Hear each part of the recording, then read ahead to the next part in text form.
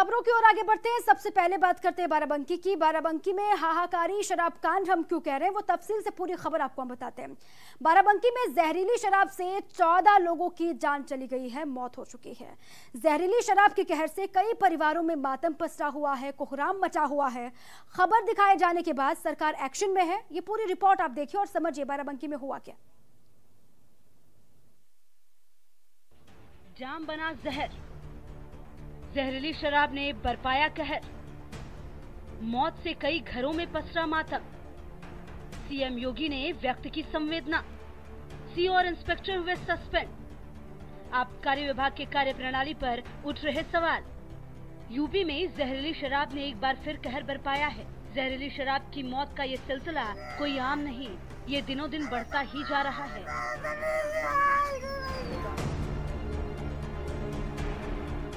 वहीं आज बाराबंकी में जहरीली शराब पीने से कई लोगों की मौत हो गई, जबकि कई लोग अस्पताल में जिंदगी और मौत के बीच जूझ रहे हैं। इस दर्दनाक घटना से कई घरों में तो लाशों को कंधा देने वाला कोई नहीं बचा। एक ही परिवार में 3 सगे भाइयों समेत पिता की मौत हो गई। हर तरफ मौत का मातम पसरा हुआ है।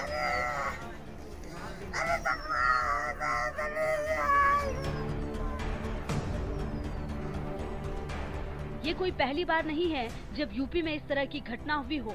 इससे पहले भी इसी साल फरवरी में सहारनपुर और आसपास के इलाकों में जहरीली शराब ने करीब 50 लोगों की जान ले ली थी। वहीं रुड़की में 26 और कुशीनगर में 8 लोगों की मौत हुई थी। तब प्रशासन ने आबकारी विभाग के इंस्पेक्टर समेत कांस्टेबल को सस्पेंड कर दिया था। आज भी कुछ ऐसा ही हुआ है बाराबंकी में। एक तरफ फिर से निलंबन का सिलसिला शुरू हो गया। डीजीपी ओपी सिंह ने मामले में कार्रवाई करते हुए सीओ और इंस्पेक्टर रामनगर को सस्पेंड कर दिया है। 3 टीमें गठित की गई हैं, उसकी गिरफ्तारी हेतु उसको रवाना किया गया है। प्रभारी निरीक्षक रामनगर को निलंबित कर दिया गया है और इसके साथ ही जो यहाँ पर आबकारी निरीक्षक और आबकारी के कांस्टेबल्स हैं, उनके निलंबन की रिपोर्ट शासन को भेज दी गई है। दुकान को सील कर दिया गया है और अग्रिम कार्रवाई हम लोग इसमें सुनिश्चित करेंगे। प्रदेश के मुख्यमंत्री योगी आदित्यनाथ ने मरने वालों के प्रति गहरी संवेदना व्यक्त करते हुए कड़ी कार्रवाई के आदेश दिए हैं। सीएम योगी ने डीएम और एसपी को तुरंत मौके पर पहुंचने और मेडिकल सुविधाएं उपलब्ध कराने का आदेश दिया है। योगी ने प्रिंसिपल सेक्रेटरी एक्साइज को तुरंत जांच के आदेश दिए हैं। अगर आबकारी विभाग की माने तो जबरदस्त सख्ती है, मगर सवाल ये है जब सख्ती है तो कैसे जहरीली शराब बन रही है। बाराबंकी में मौत के इस तांडव के बाद पुलिस सहित आबकारी विभाग के कार्यप्रणाली पर भी सवालिया निशान खड़े हो रहे हैं। अगर सख्ती है तो ये क्या है, क्यों प्रशासन समय रहते सचेत नहीं होता। ब्यूरो रिपोर्ट, भारत समाचार।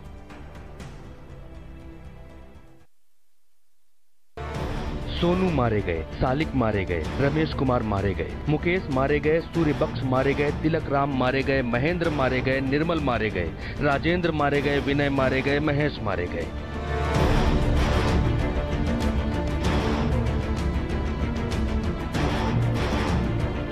मुंह पर लाल कपड़ा डाले ये वही है जिस पर जहरीली शराब बनाकर लोगों की जान लेने का आरोप है। कैसे बनाते शराब, क्या करते थे? या मुंह हाँ तो क्यों पड़ा गया भाई? सुनीत बेचते थे तो क्या उसमें कुछ मिला देते थे क्या? नहीं साहब, हम नहीं मिलाते। बता रहे हैं स्पिरिट मिला देते थे सस्ती करने के लिए? नहीं सर, नहीं मिलाते थे। नहीं, गलत तो हुआ है लेकिन अब हम क्या करें। आपने कुछ किया नहीं है? ठीक। पावर हाउस नाम की शीशी में ये वही शराब है जिसे पीकर 14 लोग मर चुके हैं। कुछ अस्पताल में है। बाराबंकी में आबकारी विभाग पूरी नींद में था, किसी को कुछ नहीं पता था, लेकिन उत्तर प्रदेश के लोग घबराए नहीं। 14 से ज्यादा लोगों को मौत ने गिरफ्तार कर लिया है। जहरीली शराब पुलिस की हिरासत में है। जहरीली शराब बनाने वाला भी पुलिस के शिकंजे में। पीछे रह गई है तो सिर्फ चीख पुकार और शराब पीने की कहानियां। आपके यहाँ पिताजी हैं। अच्छा, क्या हालत है उनकी? उनकी खत्म हो चुकी है। क्या नाम था? राम स्वरूप। क्या कहाँ शराब पी थी उन्होंने? शराब तो रानी बाजार ठेके पे। शराब पी के दोबारा बोल नहीं पहनी है और बाराबंकी लेके गए। कल सब कहूँ जवाब हो गया, अखनी में खत्म हो गया। आज के यहाँ ठेके पे यहाँ पीना है। हालत ठीक है उनकी? नहीं ठीक, खत्म हो गया। खत्म हो गया। खत्म हो गए। क्या क्या पी के आए थे? यहाँ रानी के माँ दारू कतने मने मर गए, यहाँ पीने तक संगे आए रहे हैं। रानी में पी किस जगह पर? देसी शराब। तो तबीयत कब गड़बड़ हुई? आज रात। ये कल इंजन बनाने गए थे, ये नहीं मालूम कहाँ बनाने गए थे, और वहीं पे दारू उन लोगों ने पिया दी, और ये नहीं पता कहाँ की ये दारू है। तो वहीं पे कराए, लेकिन कल रात में 11 बजे हादसा हो गया। पी के सब घर आए। ये कहाँ ठेका है? यही चौराहे पे। नहीं तो ये कैसे खत्म? रात में कि ये तो रात में 10 बजे खत्म हुए, 10-11 बजे। अफीम की खेती के लिए मशहूर बाराबंकी के लोग शराब पीकर मर गए। आबकारी विभाग मुंह ताकता रह गया। यूपी में पहला मामला नहीं है, इससे पहले भी उन्नाव, हरदोई जैसे जिलों में लोग जहरीली शराब पीकर मरते रहे हैं, लेकिन आबकारी विभाग हमेशा फेल हुआ है। जो आबकारी विभाग सरकार के आगे सबसे ज्यादा राजस्व देने के नाम पर सीना चौड़ा करता है, उसी आबकारी विभाग पर सबसे ज्यादा लाशों का बोझ भी है। बाराबंकी में 14 से ज्यादा लोग मारे गए हैं। पीछे देखिए तो कुशीनगर में 98 लोगों की मौत हो गई थी, यानी पी गुरु प्रसाद का आबकारी विभाग फेल हुआ। सहारनपुर में 64 लोग शराब पीकर मर गए। पी गुरु प्रसाद का आबकारी विभाग यहाँ भी फेल हुआ। कुशीनगर में फिर 8 लोगों की मौत हुई थी, यहाँ भी पी गुरु प्रसाद पूरी तरह से फेल हुए। सभी लोगों ने एक पर्टिकुलर दुकान से ही ये देशी शराब खरीदी थी। उस दुकान को तत्काल प्रभाव से सील कर दिया गया है। उसके अंदर के स्टॉक कहाँ से आया था, कहाँ से उन्होंने खरीदा था, उसकी फॉरेंसिक एग्जामिनेशन वगैरह की जा रही है। सेल्समैन को अरेस्ट कर लिया गया है। जो इसका अनुज्ञापी है, मालिक है, वो अभी फरार है। उसके लिए 3-4 टीमें बना दी गई हैं। वो टीमें उसको भी गिरफ्तार करके फिर इसकी गहराई में जाएंगे हम लोग कि ये इसका सोर्सिंग क्या हुआ था, और कड़ी से कड़ी कार्रवाई जितने भी इस पूरे लिंक या चेन में लोग इन्वॉल्व हैं उनके खिलाफ की जाएगी। उत्तर प्रदेश में आबकारी विभाग के पास लाइसेंस बांटने और बिना लाइसेंस वालों को मैनेज करने के अलावा दूसरा काम लाशों की गिनती करना रह गया है। गरीब की मौत की कीमत यूपी में सिर्फ मुआवजा बनकर रह गया है, और आबकारी विभाग में इस तरह के नरसंहारों की सजा सिर्फ 2-4 छोटे प्यांदों का सस्पेंशन है। 4 दिन बीतते ही भट्टियां फिर से सुलग उठेंगी और जेबें फिर से गर्म होने लगेंगी।